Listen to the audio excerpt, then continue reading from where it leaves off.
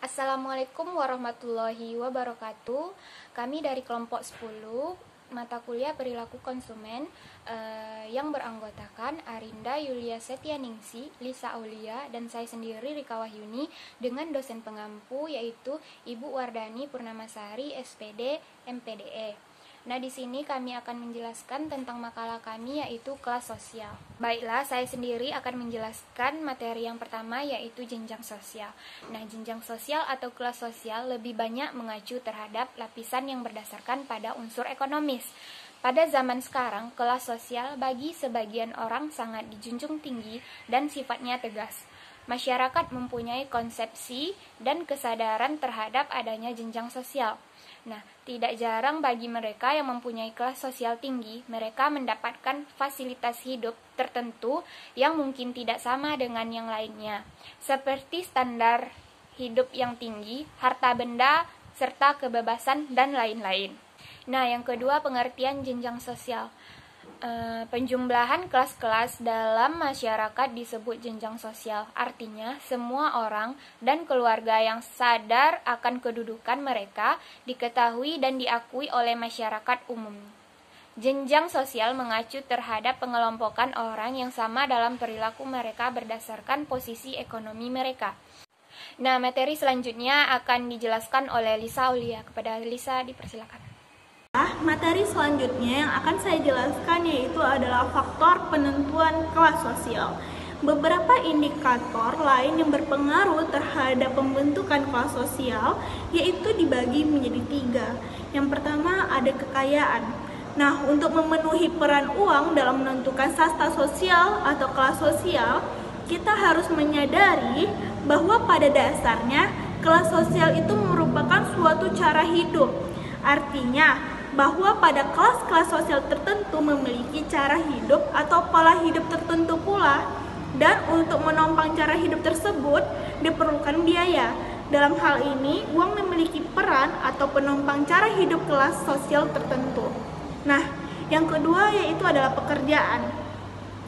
Dengan semakin beragamnya pekerjaan dan terspesialisasi ke dalam jenis-jenis pekerjaan tertentu, kita secara sadar atau tidak bahwa beberapa jenis pekerjaan tertentu lebih terhormat daripada jenis pekerjaan lainnya. Hal ini dapat kita lihat pada masyarakat Cina klasik, di mana mereka lebih terhormat ilmuwan dan memandang rendah serdadu, sedangkan orang-orang Nazi Jerman bersikap sebaliknya. Nah, kelas sosial selanjutnya yaitu adalah yang ketiga, pendidikan. Kelas sosial dan pendidikan itu saling mempengaruhi sekurang-kurangnya dalam 2 hal. Yang pertama, pendidikan yang tinggi memerlukan uang dan motivasi. Dan yang kedua, jenis dan tinggi rendahnya pendidikan itu mempengaruhi tentang jenjang kelas sosial. Nah, pendidikan tidak hanya sekedar memberikan keterampilan kerja, tetapi juga melahirkan perubahan, terdiri dari mental, selera, minat, tujuan, etikat, dan cara bicara yang berubah dalam keseluruhan cara hidup seseorang. Nah, materi selanjutnya yang akan kita masuki adalah pengukuran kelas sosial. Pendekatan yang sistematis ini untuk mengukur kelas sosial itu tercakup dalam berbagai kategori yang luas, yaitu meliputi ukuran subjektif, ukuran reputasi, dan ukuran objektif dari kelas sosial. Nah, di sini saya akan menjelaskan terlebih dahulu. Yang pertama adalah ukuran subjektif. Untuk mengukur kelas sosial dengan pendekatan ini, biasanya para individu diminta untuk menaksir kedudukan kelas sosial mereka masing-masing. Klasifikasi keanggotaan kelas sosial yang dihasilkan itu didasarkan pada persepsi partisipan terhadap dirinya atau citra dari partisipan.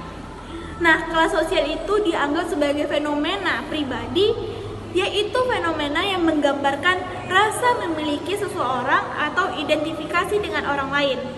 Nah, rasa keanggotaan kelompok sosial ini sering disebut dengan kesadaran sosial. Yang kedua adalah pengukuran reputasi.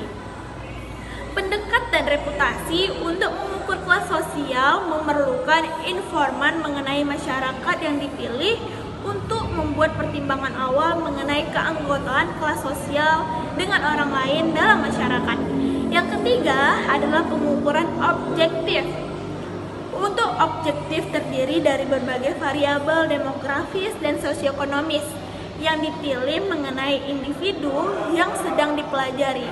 Nah, ukuran objektif kelas sosial dibagi menjadi dua kategori pokok, yaitu indeks variabel tunggal dan indeks variabel gabungan. Baiklah, materi selanjutnya akan dijelaskan oleh Arinda. Baiklah, materi selanjutnya yaitu yang E, perubahan kelas sosial. Kelas sosial yang dimiliki seseorang merupakan hasil dari kerja keras. Dengan kerja keras tentu kelas sosial akan meningkat. Namun untuk mempertahankannya pun butuh perjuangan. Bila tidak, maka kelas yang sebelumnya dimiliki akan mengalami penurunan.